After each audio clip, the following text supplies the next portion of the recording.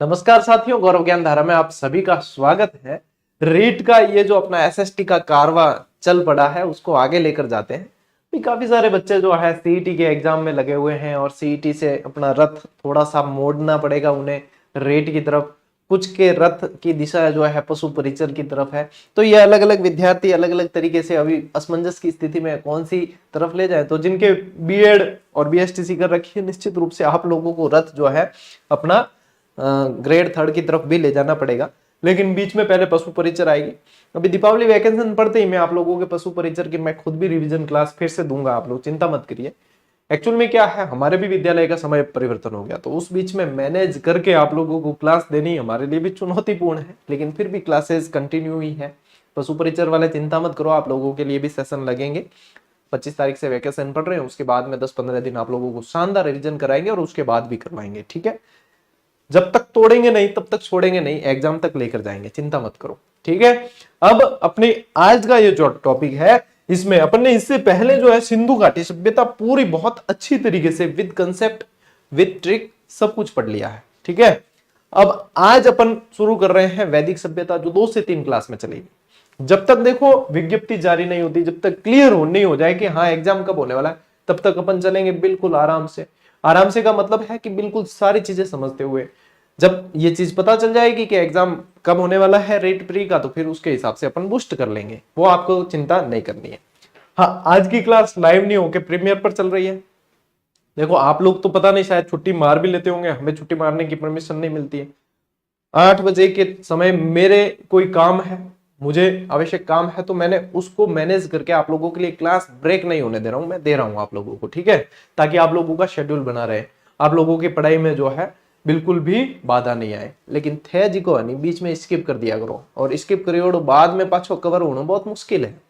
ई खातिर आपने टाइम ने मैनेज करो और कोशिश करो कि टाइम आते ही क्लास देखा, ताकि रूटीन बने, और रूटीन बनियोड़ो ही फायदो करी, रूटीन बनियोड़ो ही कार करी, ठीक है। चलो साथियों, आज पढ़ रहे हैं अपन वैदिक सभ्यता। अब देखो वैदिक सभ्यता में ऐसी चीज है कि सिंधु घाटी सभ्यता, जब सिंधु घाटी सभ्यता का पतन हो गया तो उसमें अपन ने एक कारण पढ़ा था कि आर्यों का आगमन। क्या पढ़ा था? आर्यों का आगमन। और आर्यों से ही जो है अपने वैदिक सभ्यता जानी जाती है। अब ये सिंधु नदी, सिंधु के बाद में बढ़े गंगा की तरफ, ठीक है, और सप्त गंगा क्षेत्र कह देते हैं उसे, वहां पे आसपास आकर बसे, और फिर जो है ये संस्कृति पली बढ़ी, आगे बढ़ी। सिंधु घाटी सभ्यता नगरीय थी, ये थी ग्रामीण संस्कृति। इसके अंदर अपन पढ़ेंगे वेद, पुराण, उपनिषद, आश्रम व्यवस्था, विवाह के प्रकार, महायज्ञ वगैरह, ये सारी चीजें। लेकिन जहां जहां याद करने में तकलीफ पड़ती है, मुझे सारी चीजें पता है कि आप लोगों की तकलीफ कहां पड़ती है और उसका इलाज कैसे होगा, वो सारी चीज अपन करेंगे, ठीक है।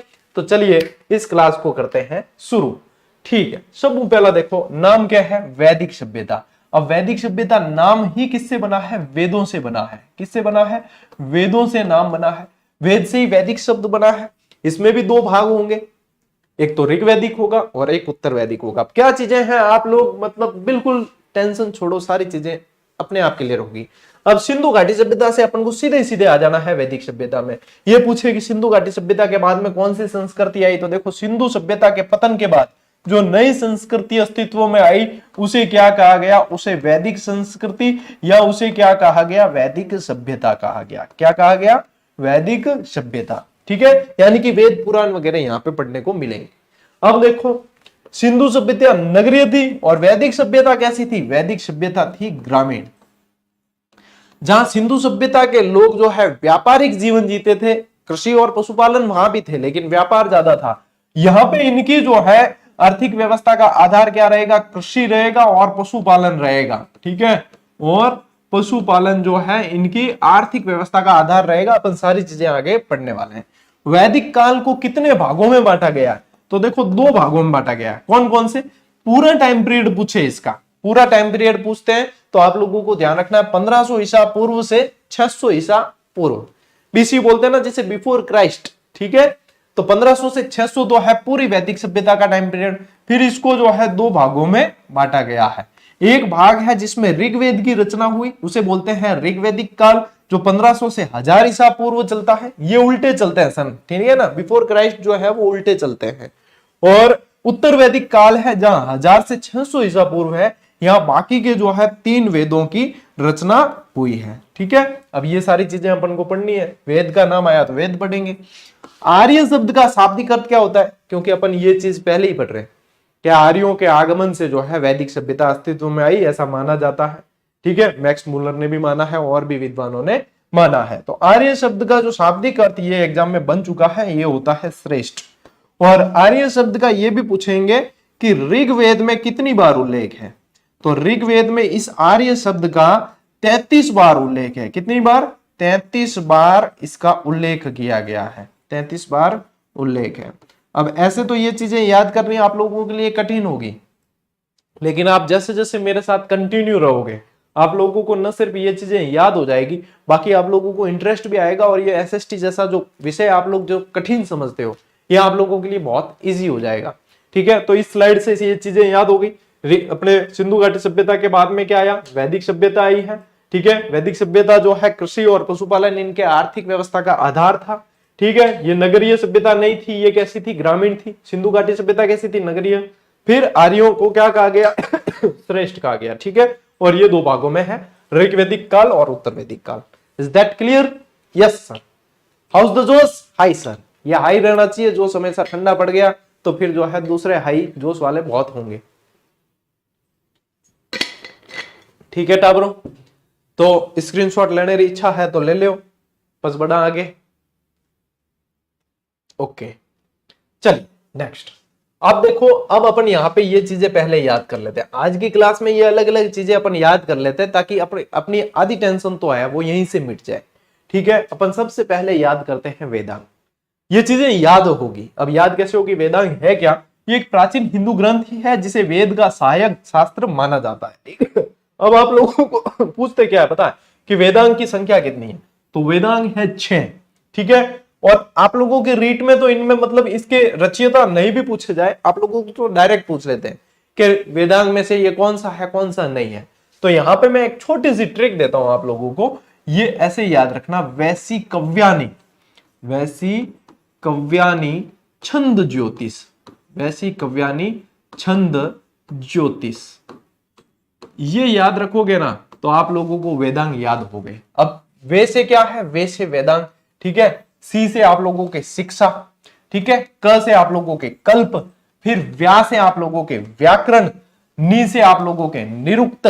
ठीक है, छंद से छंदीय और ज्योतिष से ज्योतिषीय। तो छंद और ज्योतिष ये 6 जो है आप लोगों के क्या है? वेदांग है। क्या याद रखना? वैसी कव्यानी छंद ज्योतिष। ठीक है, वैसी की जगह वैसे पढ़ लेना, फिर ध्यान रखना पड़ेगा कि ये शिक्षा के बारे में कहा गया है, वैसी कव्यानी छंद ज्योतिष। अब ये इसलिए ट्रिक से याद करवा रहा हूं क्योंकि आगे जैसे जैसे बढ़ेंगे ना तो 4 वेद, 4 उपवेद, फिर आप लोगों के ये चीजें आ गई, फिर पुरुषार्थ आ जाएंगे, 8 प्रकार के विवाह आ जाएंगे, 5 तरह के महायज्ञ आ जाएंगे, तो फिर बहुत सारा कंफ्यूजन होगा। तो अपन यहीं पे जो है इन चीजों को क्लियर करते हुए आगे बढ़ते हैं। अब देखो, शिक्षा के बारे में संबंधित जो है आप लोगों को व्यक्ति पूछते हैं, ऋषि पूछते हैं, तो वामज्य ऋषि। अब ये प्रो लेवल के सवाल है। ये कैसे है कि शिक्षा से वामज्य ऋषि का संबंध पूछेंगे तो प्रो लेवल के हैं। कल्प से रिलेटेड कौन है? गौतम ऋषि। व्याकरण से रिलेटेड कौन है? पाणिनि, कात्यायन, क्योंकि बाद में इनके जो है संशोधित रूप निकले। निरुक्त के कौन है? यास्क मुनि। छंद के पिंगल मुनि और ज्योतिष के लगद मुनि। यानी कि ये आप लोगों को याद हो गए तो आप लोग आ गए हो फिर प्रो लेवल पे। भाई आईफोन आता है ना, तो आईफोन में जैसे 16 आया, ठीक है, 15, 16, एक तो आए 15, 16 है, फिर प्रो लेवल लेते हैं। प्रो लेवल की जो है पैसे भी ज्यादा लगते हैं, फैसिलिटी भी बढ़िया, दिखने में भी अच्छा, और सस्ता तो नहीं कह सकते लेकिन सुंदर और टिकाऊ कह सकते हैं। और देखो कह तो ही बाज गयो।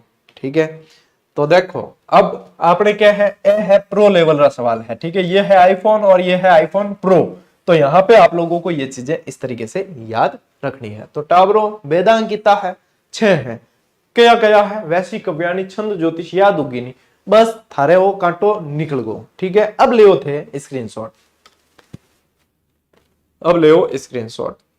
ठीक है, कि गुरुजी आज क्लास लाइव क्यों नहीं है? जो बाद में जुड़े होंगे ना वो कहेंगे आज लाइव क्यों नहीं है, क्योंकि लाइव में तुम लोग जो है बातें बहुत करते हो, इसलिए लाइव नहीं है। नहीं टाबर, ऐडी बात नहीं है। आज 8 बजे मेरे जो है इंपॉर्टेंट कुछ काम है, तो आप लोगों की क्लास में व्यवधान नहीं हो, इसलिए इसको जो है प्रीमियर पे दे दी। तो यहाँ पे आप लोगों के जो है पढ़ाई जो है बाधित नहीं होगी अपने, ठीक है। लेकिन तुम लोग रेगुलर कितने रहते हो उसके ऊपर डिपेंड करेगा। आपकी सफलता के लिए पढ़ना आपको ही पड़ेगा। पढ़ा हम देंगे, बता हम देंगे, सवाल कहाँ से बनेगा, कैसे बनेगा। आज दिन तक तो बाहर गए नहीं है और आप लोगों के जाने भी नहीं है, लेकिन पढ़ना तो आप लोगों को, क्योंकि देखो खुद के मरे बिना स्वर्ग मिलने वाला नहीं है। यदि स्वर्ग आपको भोगना है तो मरना भी खुद को ही पड़ेगा। यह नहीं है कि भाई मेरे पातिर तू मर जा और स्वर्ग जो है मैं खुद भोग लूं, नहीं। तो जो मरेगा वही स्वर्ग भोगेगा। तो अपने लिए मेहनत अपने आप को ही करनी पड़ेगी, है। यह चीज दिमाग में रख लेना। चलिए आगे बढ़ते हैं। अब देखो आया मजेदार चीज, अब मौज होगी। वेद और उपवेद वैदिक साहित्य के अंदर पढ़ते हैं। अब टाबरो वेद कितने हैं? वेद है 4, ठीक है। अब यूं तो तुम्हें याद भी होंगे कि वेद जो है ऋग्वेद, यजुर्वेद, सामवेद, अथर्ववेद। फिर आएंगे अपन वेद के बाद में उपवेद, फिर उनके ब्राह्मण ग्रंथ, ठीक है। फिर उनके ब्राह्मण ग्रंथ, फिर यज्ञ करवाने वाले। ये इतनी सारणी याद है तो आपने आदि वैदिक सभ्यता जीत ली, आपने आदि वैदिक सभ्यता याद कर ली, ठीक है। तो यहां पे देखो सबसे पहले जो है अपन याद करें, सबसे मूल और सबसे पुराना, सबसे पहले रचा गया जो है वो है आप लोगों के ऋग्वेद। यानी वेदों में वेद जो आदर्शवाद सबसे बढ़िया कहा जाए तो ऋग्वेद, यानी ऋग्वेदिक तो काल ही पूरा अलग हो गया, तो ऋग्वेद।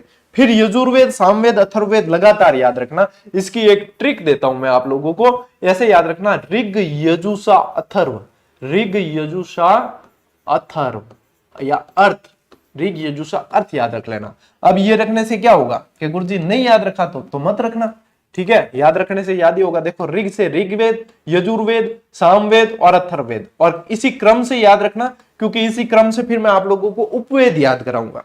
और इस तरीके से कोई याद नहीं कराता, सिर्फ कह देते ये है उपवेद है, इसके ये है वो है।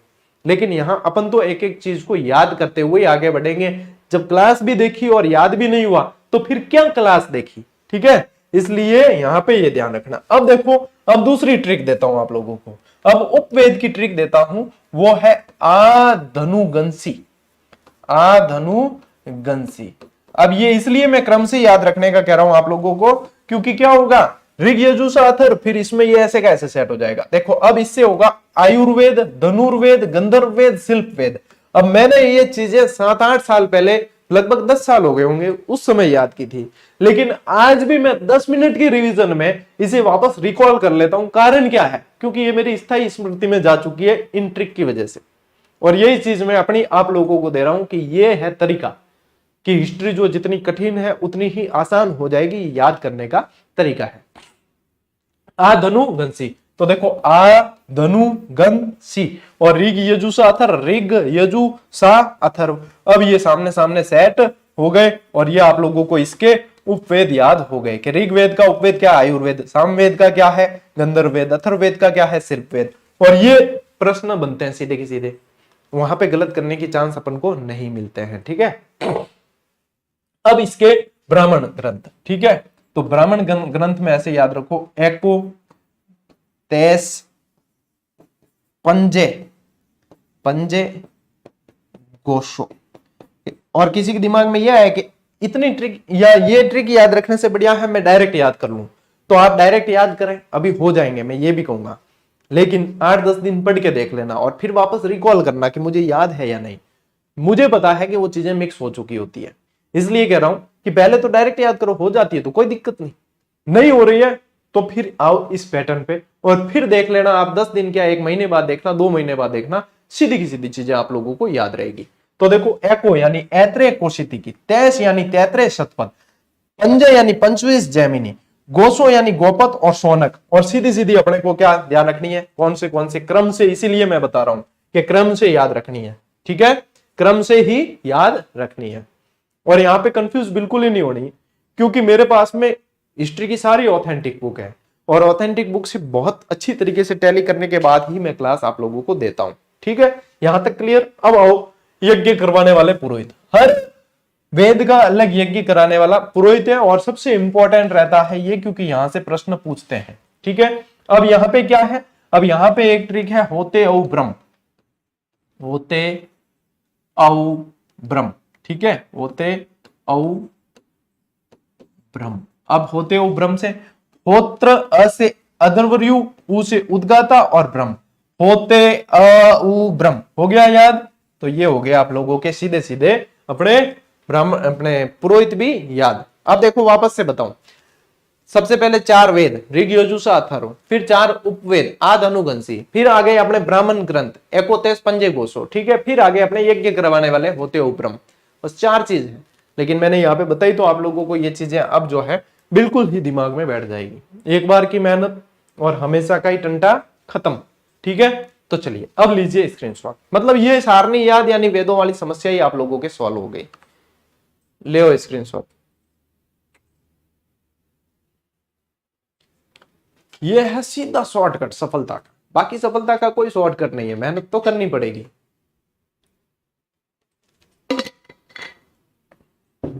बढ़े आगे, ले। अब है वैदिक कालीन पंच महायज्ञ। अब जो गृहस्थ जीवन में व्यक्ति रहता है उसके लिए ये पंच महायज्ञ बताए गए हैं कि ये उसे करने चाहिए। तो अपने पास में 2 पैटर्न है, इसके 2 पैटर्न है। एक तो तरीका कंसेप्ट और दूसरा है विजुअली, कि चित्र के माध्यम से आप लोगों की ये चीज और भी बढ़िया दिमाग में बैठ जाएगी। तो देखो पंच महायज्ञ के अंदर आते कौन कौन से? ब्रह्म, देव, पितृ, मनुष्य और भूत यज्ञ। ठीक है, और भूत यज्ञ, या फिर ऐसे याद रख लेना ब्रह्म देव पितृ भूतति। ब्रह्म देव पितृ भूतति, जैसे कोई श्लोक का ही किसी कोई भाग बोला है, अपन पहले श्लोक भी तो याद करते थे, का कृष्ण पिक कृष्ण बहुत सारे किए हैं याद। ठीक है, तो यहाँ पे ब्रह्म देव पितृ भूतति। अब ऐसे कैसे याद रखोगे? ब्रह्म देव पितृ भूत ये हो गया, और अति का मतलब अतिथि वाला ये मनुष्य यज्ञ। ठीक है, अब देखो ब्रह्म यज्ञ में क्या होता था, इसी को ऋषि यज्ञ के नाम से भी जानते थे। इसमें क्या होता था? अध्ययन अध्यापन द्वारा ब्रह्मा के प्रति कृतज्ञता प्रकट करना। ठीक है, कृतज्ञता प्रकट करना।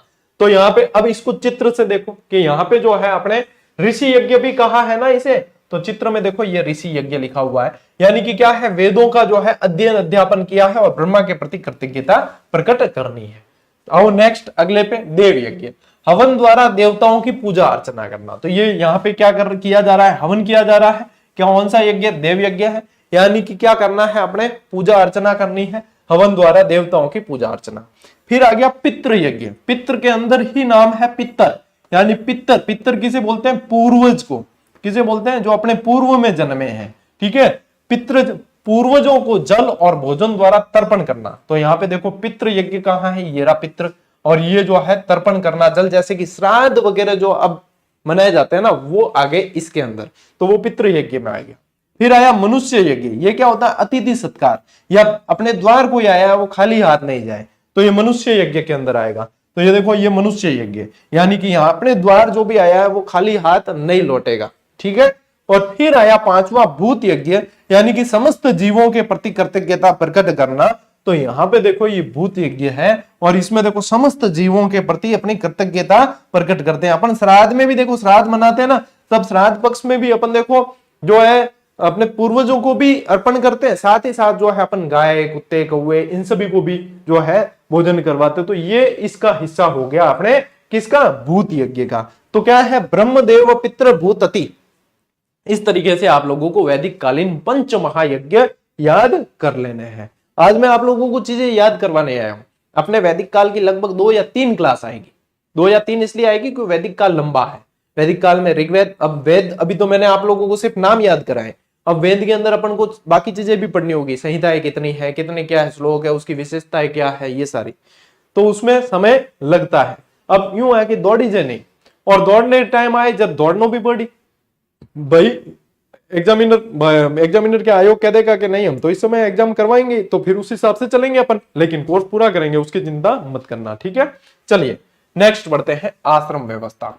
अब आश्रम व्यवस्था जो है, देखो वैदिक काल में 4 प्रकार के आश्रम होते थे। ठीक है, चौथी सीजन आ गई क्या आश्रम की? नहीं आई है, जप नाम। अब आजकल की युवा पीढ़ी को वही आश्रम याद है, जबकि आश्रम व्यवस्था ये है। ठीक है, आश्रम व्यवस्था वैदिक काल में क्या है? ये है। अब आजकल तो यही याद है, पहली सीजन आ गई, सब दूसरी आ गई, तीसरी आ गई, चौथी नहीं आई अभी। ठीक है, वो आश्रम अलग है, ये आश्रम अलग है। ठीक है ना, अपने ये वाले आश्रम ध्यान रखने हैं, बॉबी देओल को याद नहीं रखना आपने।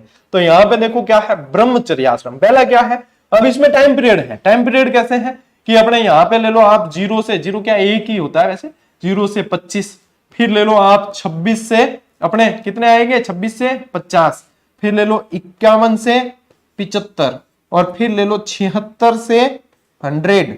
क्या गुरुजी कोई शतक मार गया तो उसका यही चलेगा फिर, ठीक है।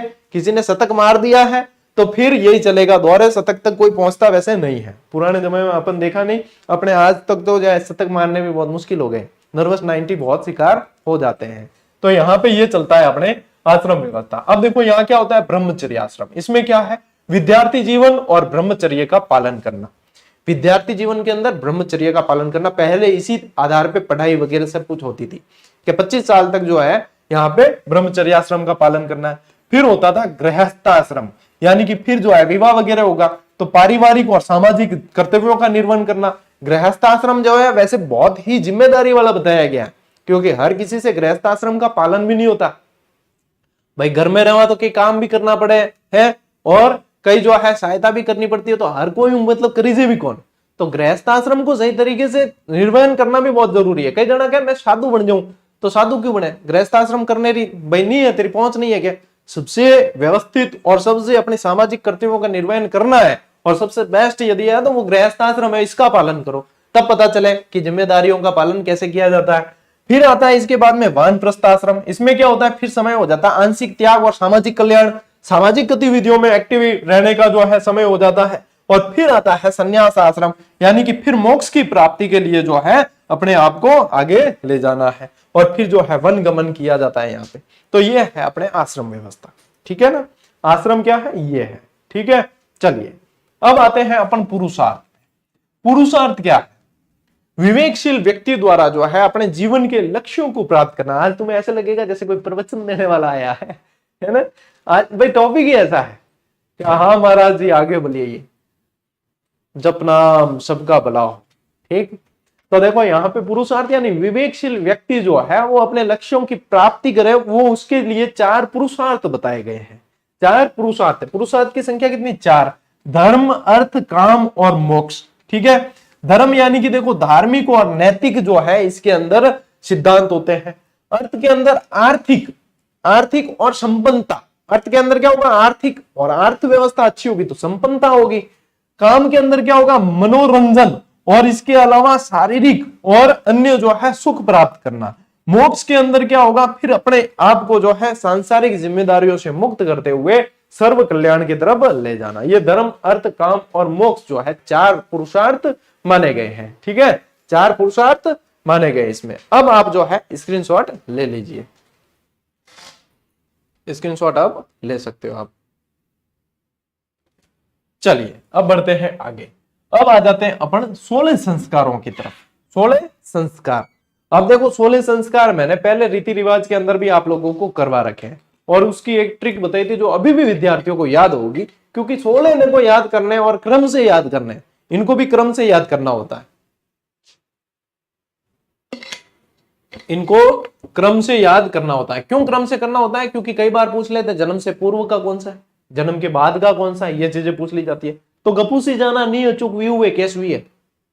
आप लोग देख रहे हो, मैं आपकी तरफ देख के ही बोल रहा हूं, यानी मुझे याद है और मैं ठहरा मंदबुद्धि वाला, मुझे याद है तो आप लोगों को तो याद होगा, याद हो जाएगा, क्योंकि आप सभी तो कुशाग्र बुद्धि के हो और मैं तो हूं मंद बुद्धि, तो आप लोगों को तो मेरे से जल्दी याद होगा। गपू सी जाना नहीं अचूक वी हुए केस भी है। गुरु जी ये कैसी ट्रिक है, ये ऐसी ही ट्रिक है, लेकिन ये याद हो जाए तो पो 12-25। देखो गपू सी जाना नी अचूक वी हुए केस भी है।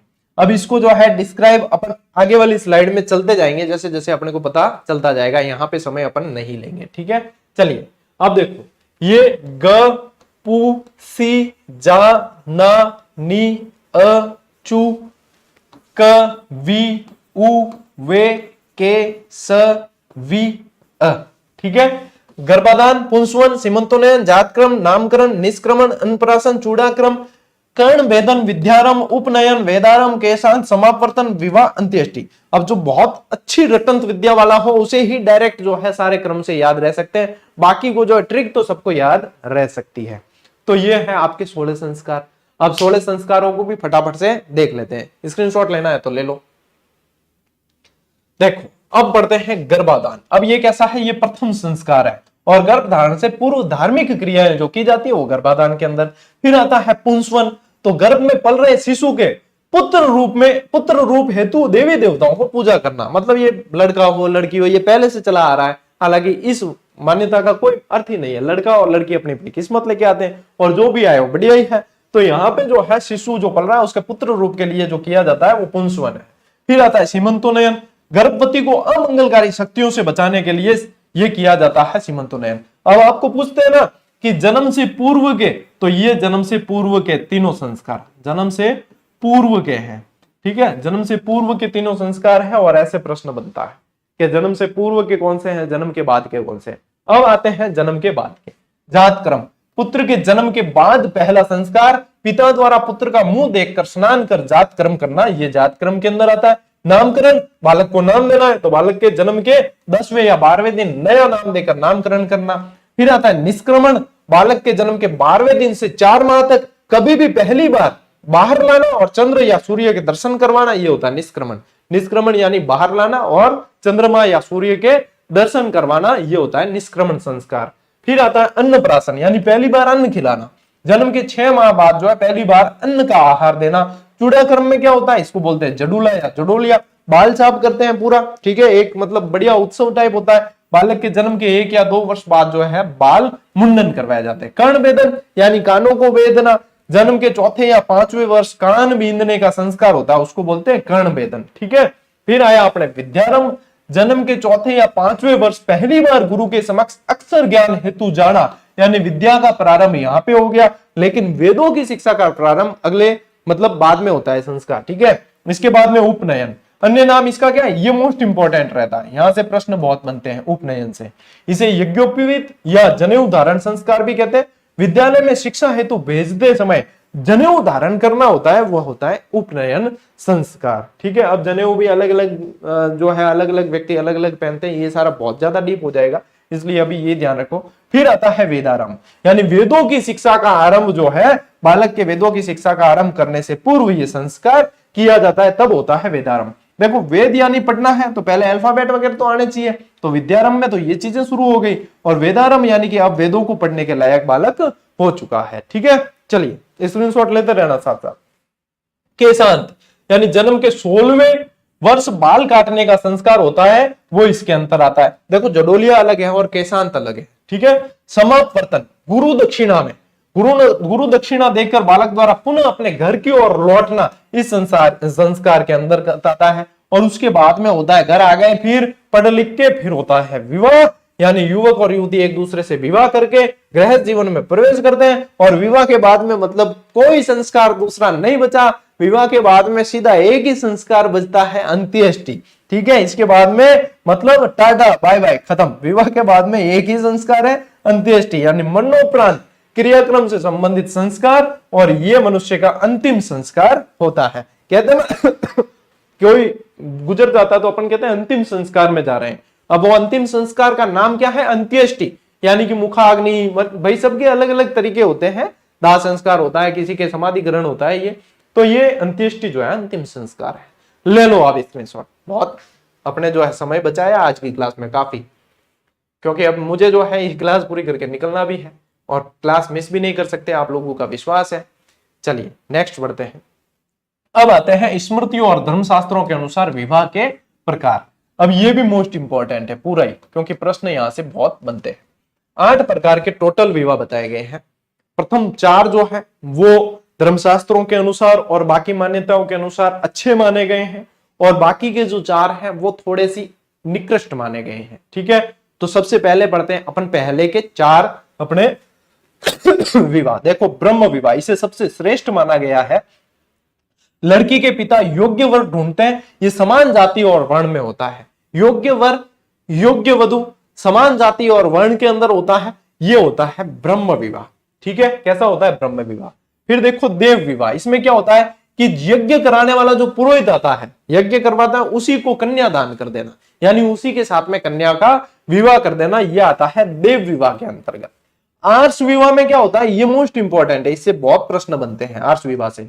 आर्ष विवाह में क्या होता है, वर द्वारा कन्या के पिता को कन्या के बदले एक जोड़ी बैल या गाय भेंट की जाती है। किसके द्वारा की जाती है, लड़की वाले नहीं दे रहे हैं, लड़के वाले दे रहे हैं, कन्या के बदले एक जोड़ी बैल या गाय भेंट की जाती है, इसको बोलते हैं आर्ष विवाह।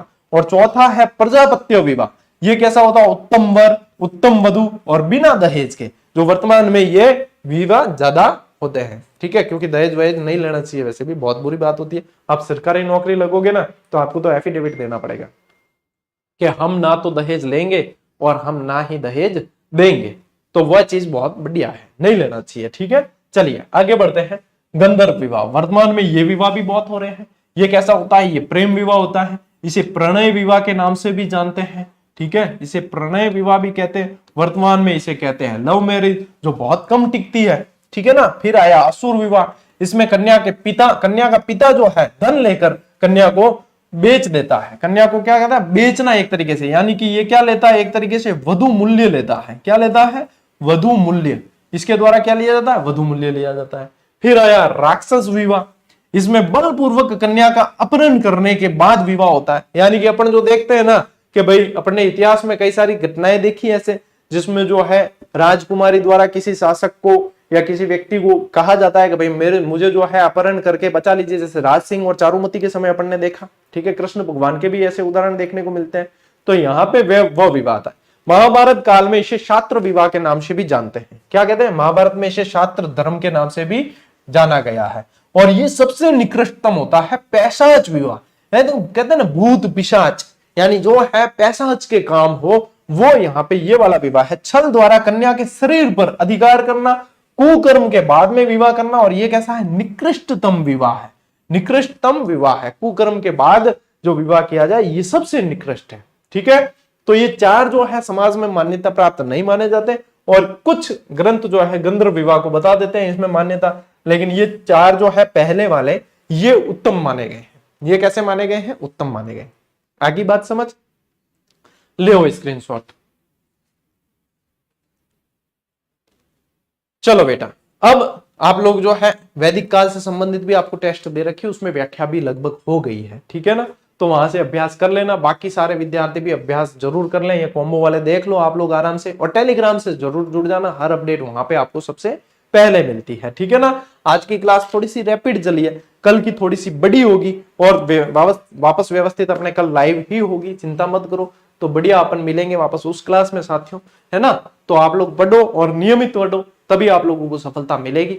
ये देख लो कॉम्बो आपका कौन सा आप लोगों के लिए सही बैठ रहा है। तो ये हमने व्यवस्था आप लोगों के लिए कर दी है। ये टॉपिक वाइज वैसी नहीं है कि 3-4 टॉपिक मिला के एक टेस्ट दिया, वो टॉपिक वाइज।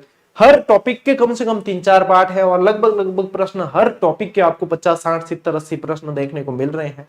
तो अभ्यास आप लोगों को जरूर करना ही करना है। ठीक है, चलिए अपन मिलते हैं साथियों अगले वीडियो में, अगली क्लास के अंदर। तब तक के लिए राम राम, जय हिंद।